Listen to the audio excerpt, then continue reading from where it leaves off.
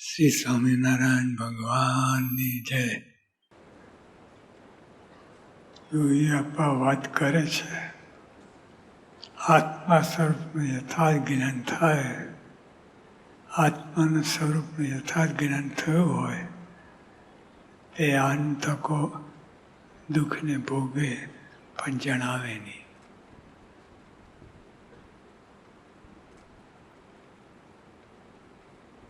દુઃખને ભોગવે આનંદ થકો. હવે આનંદ થકો દુઃખને કેવી રીતે ભોગવાય? એ તો વિરોધાભાસ થયું.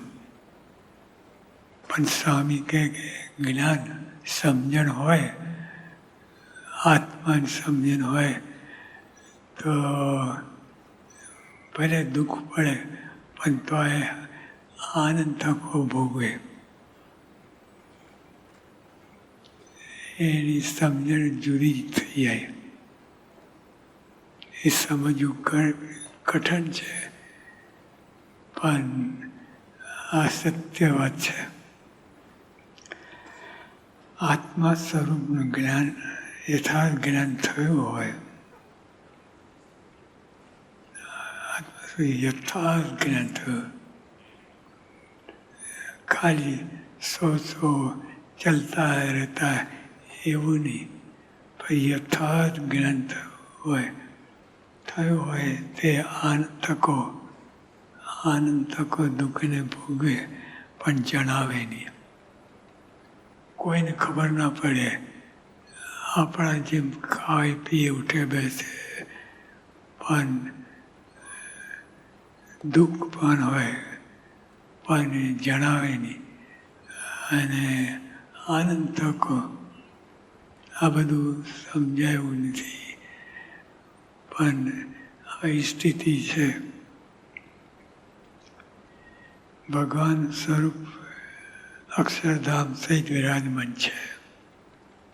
આ તો જગ છતરાયું છે, આપણે બધા જાણીએ છીએ. શાસ્ત્રી મહારાજે અતિ દયા કરીને આ બે સ્વરૂપો પધરાઈ દીધા.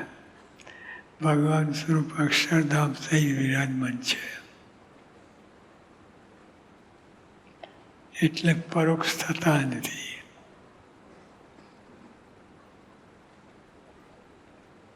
એટલે આપણે ત્યાં પરોક્ષની વાત જ નથી. ચાર સર્વોપરી સાકાર કરતા અને પ્રગટ, આ ચાર વાત. અને શાસ્ત્રી મહારાજે પોતે વાત કરી છે.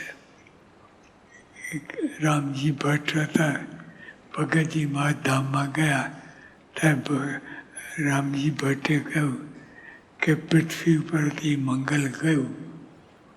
ત્યારે શાસ્ત્રી મહારાજે કહ્યું કે સત્પુરુષ પૃથ્વી પરથી કદી જતા જ નથી.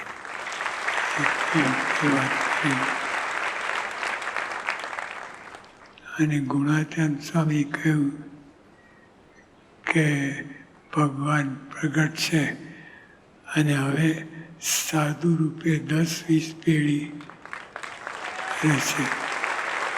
તો આપણે તો છઠ્ઠી પેઢી આવી. અને હજુ તો ગુણાત્યાન સ્વામીના વચન પ્રમાણે ઉપરથી કહીએ તો આટલું દૈવત છે.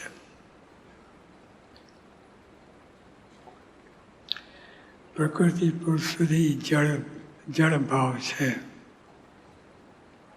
પ્રકૃતિ પુરુષ સુધી ઠેઠ અડીને આ જ્ઞાન છે, એ જળ ભાવ છે. પુરુષોત્તમ અક્ષર બ્રહ્મ અને મુક્તો ચૈતન છે. આ ત્રણ બીજી ભૂમિકામાં, ચૈતન ભૂમિકા, અક્ષર બ્રહ્મનો ભૂમિકામાં આવી ગયા. એટલે એ જળને કહેવાય. બીજું બધું દિવ્ય દેખાય પણ જળ છે. કેમ કે જળ છે એટલે દેહ ભાવ છે, એટલે એ પડી જવાનું છે. અને મહારાજ સ્વામી અને અક્ષર મુક્તો એ હંમેશા નિત્ય કાયમ રહેવાના રહે છે એટલે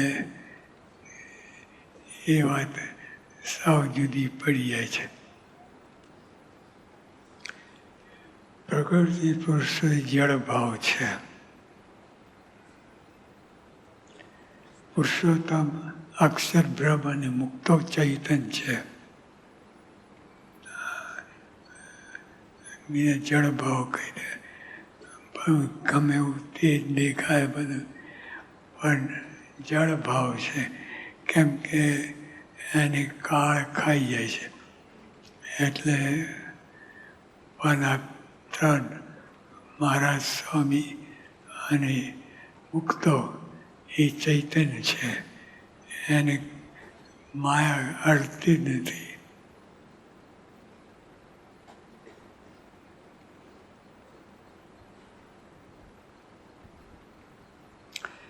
જો તે મૂકીને જરાક બીજું ચિંતન થયું તો ગોબરો મહારાજ સ્વામી એને મુક્તો એનું ચિંતન થવું જોઈએ. એ સિવાય બીજું જરાક ચિંતન બીજું થાય તો ગોબરો કહેવાય. ગોબરો એટલે હાવ કાદો કચરો.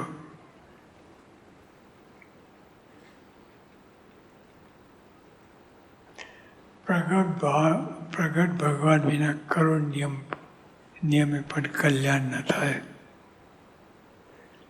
ભગવાન તો જોઈએ છે, પ્રગટ પરોક્ષ, પણ ભગવાન તો જોઈએ એના કલ્યાણ થતું નહીં. ગમે એટલા સાધન કરે, આકાશ પાતાળ એક કરે, પણ ત્યાં કલ્યાણ ન થાય. બીજું બધું ઘણું થાય પણ કલ્યાણ ન થાય. એટલે આત્યંતિક મોક્ષ ના થાય. એટલે છેલ્લો જન્મ થાય એ પછી જન્મ લેવો જ ન પડે. પ્રગટ ભગવાન એના કરોડ નિયમે પણ કલ્યાણ ના થાય. સંતના વચને એક મારા કરે, સંતના વચન એટલે ગુણાતીત સંત શાસ્ત્રીમાં યોગીમાં પ્રમુખ સાંઈ મહારાજ એના વચ્ચેને એક મારા પહેરે તો અનંત મારાનું ફળ મળે.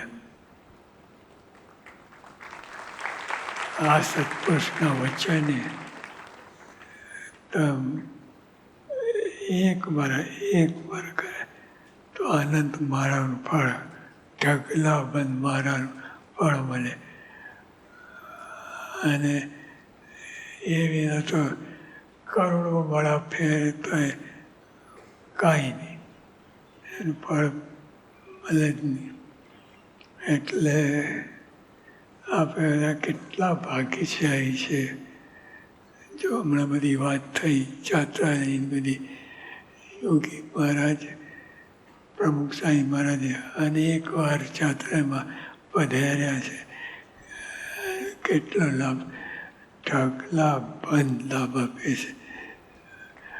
પણ તમે આ લાભને લાભ લો તો ખરું, પણ બીજા સીધા બધું ચિંતન કરીએ અને ગપ્પા સપ્પા મારીએ તો જાય. પણ આવો લાભ મળ્યો છે તો સ્વામીને, યોગી અપ્પાન, પ્રમુખ સાંઈ મહારાજને યાદ કરવા અને એમના ચિંતનમાં ગરકાવ રહેવું. સહજાનંદ સ્વામી મહારાજની